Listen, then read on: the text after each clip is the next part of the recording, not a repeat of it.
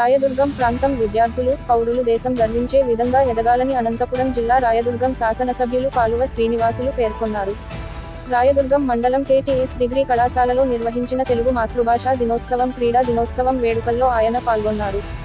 రాష్ట్రీయ ఉచ్చరత శిక్షా అభియాన్ ఉషా పథకం కింద 1.4 కోట్లతో నిర్మించిన 6 అదనపు గదులను ఆయన ప్రారంభించారు. ఈ సందర్భంగా ఏర్పాటు చేసిన సమావేశానికి ముఖ్య అతిథిగా హాజరై ప్రసంగించారు.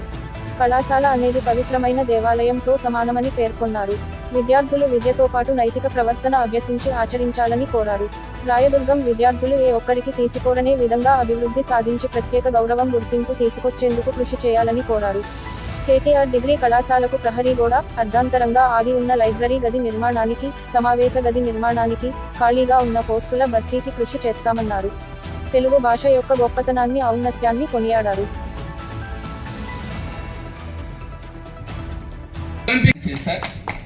ఇప్పుడు స్పోర్ట్స్ పరంగా ధ్యాన్ చంద్ కు సంబంధించి కండక్ట్ చేసుకుంటున్నాం.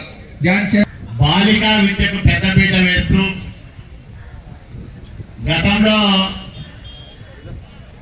ప్రభుత్వం అమ్మఒడిన కార్యక్రమం పెట్టకముందే నేను చదువుల ఒడి పేరుతో వందల మంది ఆడపిల్లల్ని బడి మానేసిన వాళ్ళని స్కూళ్ళకు పంపించి వాళ్లకు విద్యా బుద్ధులు నేర్పించడం జరిగింది.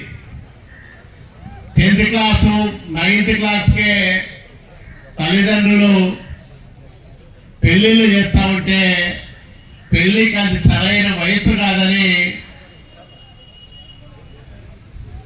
బాలికల జూనియర్ కళాశాల తీసుకొస్తే ఖచ్చితంగా అందరూ అమ్మాయిలు 10th క్లాస్ అయిపోతానే ఇంటర్మీడియట్ చేరుస్తారని రాష్ట్రంలో తొలిసారిగా చంద్రబాబు నాయుడు గారిని ఒప్పించి మెప్పించి తొలి కళాశాలగా రాయదుర్గం బాలికల జూనియర్ కళాశాల తీసుకొచ్చాము ఆ రోజు.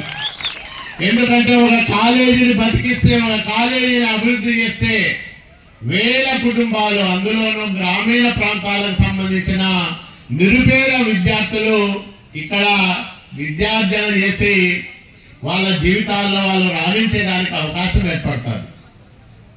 కాబట్టి ఇది ఒక పవిత్రమైన దేవాలయం. ఈ దేవాలయంలో ప్రతి ఒక్కరూ కూడా విద్యతో పాటు నైతిక ప్రవర్తన అభ్యసించాలి, ఆచరించాలని నేను ప్రగాఢంగా కోరుకుంటా ఉన్నా. ఒక మారుమూల ప్రాంతం, అభివృద్ధి జాడలు లేని ప్రాంతం, పేదరికం దారిద్ర్యం ఎక్కువగా ఉండే ప్రాంతం రాయదుర్గం. ఇట్లాంటి ప్రాంతం నుంచి మీరందరూ కూడా గొప్పగా ఎదగాలని, దేశం గర్వించే పౌరులుగా ఎదగాలనేదే నా ప్రగాఢమైన కోరిక. రాయదుర్గం విద్యార్థులు కానీ పౌరులు కానీ ఏ ఒక్కరికి తీసుకోరనే విధంగా మనం అభివృద్ధి సాధించాలి. అప్పుడే మనకు రాయదుర్గానికి మంచి పేరు వస్తుంది, ప్రత్యేకమైన గుర్తింపు, గౌరవం వస్తుందని మీ అందరికీ నేను మనవి చేస్తా ఉన్నా. ఈ రాయదుర్గానికి ఎమ్మెల్యే మా ఫలానా ఎమ్మెల్యే అని చెప్పుకునే విధంగా మీకు ఆ కీర్తిని తెచ్చేదానికి నిర్విరామంగా నేను ప్రయత్నం చేస్తానని మీ అందరికీ నేను మాట ఇస్తా ఉన్నా. ఈ కళాశాల అన్ని రకాలుగా అభివృద్ధి చెందడానికి, ఇంకా ఇంకా మెరుగైన సౌకర్యాలు పొందడానికి నేను సాయశక్తుల పని చేస్తానని మీ అందరికీ మాట ఇస్తా ఉన్నా.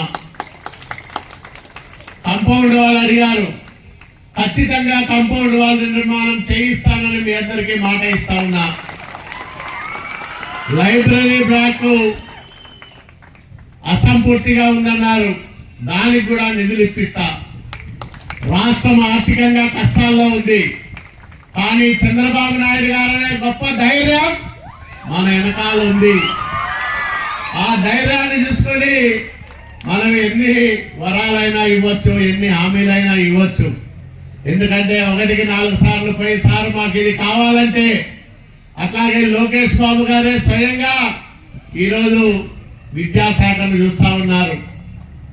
హైయర్ ఎడ్యుకేషన్ కూడా ఆయనే మంత్రిగా ఉన్నారు. కాబట్టి మాకు ఇది కావాలా, వెనుకబడిన ప్రాంతం, నేను మాట ఇచ్చి వచ్చా, ఆ మాటను నెరవేర్చమని అడిగితే లోకేష్ బాబు గారు కూడా కాదనరని మీ అందరికీ నేను మనవి చేస్తా ఉన్నా.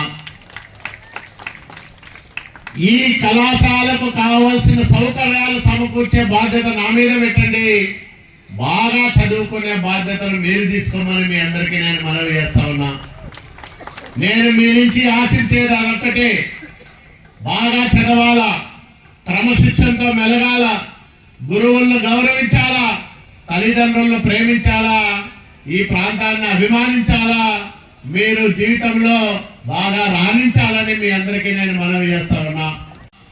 అక్కడ ప్రజాకవి కాళోజీ గారి జన్మదినాన్ని అక్కడ వాళ్ళు చేసుకునే పరిస్థితి వచ్చింది తెలంగాణలో. ఏమైనా